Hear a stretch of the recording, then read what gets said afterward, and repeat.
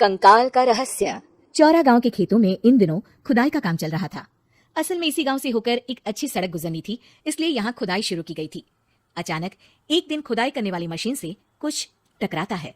बाद में जब खोजबीन की जाती है तो वहाँ से 2 कंकाल मिलते हैं। पुलिस गांव के लोगों से पूछताछ शुरू करती है। आप लोगों को क्या लगता है ये किसके कंकाल हो सकते हैं? अरे साहब, हमें क्या पता ये किसके कंकाल है, आप ही लोग पता लगाइए। हम लोग तो बहुत ज्यादा डरे हुए हैं। हाँ, हमारी फॉरेंसिक टीम अभी आ रही है। ये बताओ कि इस गांव के रहने वाला कोई जोड़ा गायब तो नहीं ना? क्योंकि शुरुआती जांच में तो ये बात सामने आ रही है कि एक कंकाल किसी पुरुष का है तो एक किसी महिला का। साहब, हमें तो बहुत डर लग रहा है। ऐसे कंकाल मिलने का मतलब गांव के आसपास ही किसी की हत्या हुई है या फिर किसी को जलाकर मार डाला गया है। हाँ साहब, हम अपने परिवार को लेकर बहुत ही ज्यादा परेशान हैं।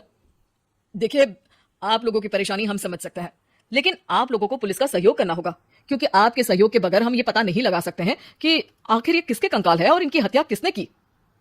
ठीक है साहब, गांव के लोग आपका पूरा सहयोग करेंगे। हाँ साहब, पूरा सहयोग करेंगे। तो फिर ठीक है, हम अपनी जांच शुरू कर देते हैं। कुछ दिन बाद जांच रिपोर्ट आ जाती है। पता चलता है कि ये कंकाल करीब 20 साल पुराने हैं, यानी 20 साल पहले किसी जोड़े की हत्या कर शव को यहाँ पर दबा दिया गया था। इंस्पेक्टर राघव, ये बताओ कि 20 साल पहले की मर्डर मिस्ट्री क्या आप सुलझ सकती है? हाँ सर, क्यों नहीं। लेकिन अब सबूत और गवाह काफी मिट गए होंगे। मुश्किल तो होगी, लेकिन शायद किसी परिवार को इंसाफ मिल सके। इंस्पेक्टर राघव, आप बिल्कुल सही कह रहे हैं। किसी परिवार को तो इंसाफ मिलेगा ही और किसी को उसके किए की सजा भी मिलेगी। जी सर, मैंने तो जांच शुरू भी कर दी है। 20 साल पहले इस गांव के 2 जोड़े अचानक कहीं गायब हो गए थे।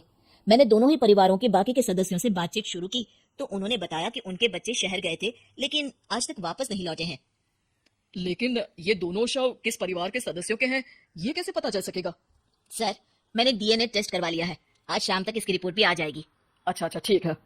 उसी शाम को सर, डीएनए रिपोर्ट के मुताबिक ये दोनों ही लाशें चौरा गांव के रहने वाले प्रधान सुल्तान सिंह के बेटे और बहू की है। लेकिन इनकी हत्याएं किसने की है, ये कैसे पता लगेगा?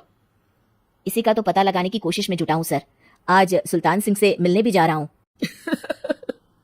मेरा बेटा और बहू तो मेरे लिए सिर्फ यादों में ही रह गए थे। हमें उनकी लाशें तक नहीं मिल सकी थी। आज 20 साल बाद उनके कंकाल मिले हैं। मैं अब किसके लिए जीऊं? लेकिन सर, क्या आपकी किसी से कोई दुश्मनी थी? अपने बेटे बहू की हत्या के लिए आप किसे जिम्मेदार मान रहे हैं? अब मैं किसका नाम बोलूं? मेरी तो किसी से दुश्मनी नहीं थी, बस मेरे बेटे बहू को कोई वापस ला पाता। इसके बाद सुल्तान सिंह फूट फूट कर रोना शुरू कर देते हैं। सर, अब आप इनका अंतिम संस्कार करवा सकते हैं। कम से कम इनका शरीर ना सही, इनका कंकाल तो आपको मिला है। लेकिन हाँ, अगर आपको कुछ भी याद आए तो जरूर बताइएगा। मेरी तो बेटा अब उम्र हो गई है, लेकिन मेरे बेटे और बहू के हत्यारों का जरूर पता लगाइएगा, क्योंकि जब तक हत्यारे पकड़े नहीं जाएंगे मेरा मन नहीं मानेगा। सर, हमारी पूरी कोशिश रहेगी हत्यारे को पकड़ने की। लेकिन एक बात बताइए, उस वक्त आपको किस पर शक गया था? उस वक्त मेरे एक ड्राइवर को पकड़ा गया था, लेकिन सबूतों के अभाव में उसे छोड़ दिया गया था।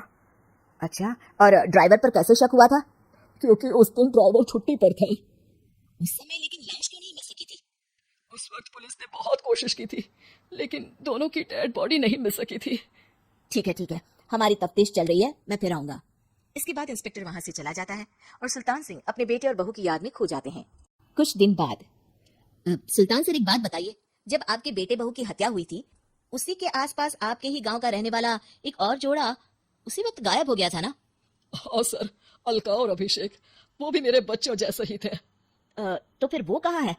उनका भी आज तक पता नहीं चल सका, लेकिन बताते हैं कि कुछ साल पहले अभिषेक को गांव के ही किसी आदमी ने मुंबई में देखा था, लेकिन फिर वो गायब हो गया।